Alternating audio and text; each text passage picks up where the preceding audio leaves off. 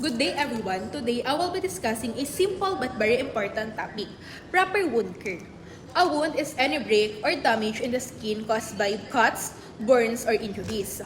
Proper wound care is essential because it helps prevent infection and allow the wound to heal faster. First, let's talk about the step proper wound care. Before anything else, wash your hands to prevent germs from entering the wound.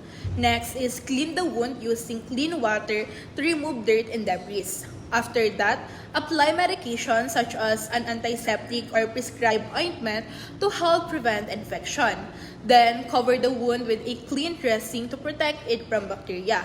Lastly is change the dressing regularly to keep the wound clean and promote healing.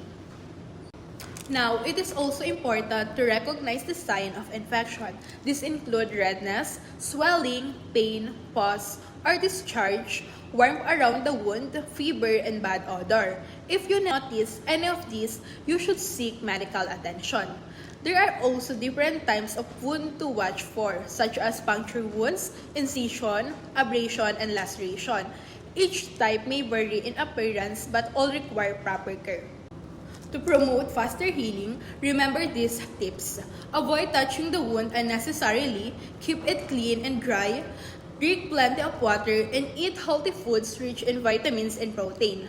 Finally, know when to seek medical help if the wound does not heal after several days, if bleeding does not stop, or if there are signs of infection.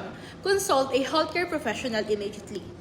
To end, always remember, proper wound care helps prevent infection and promote faster healing. Keep your wounds clean and protected.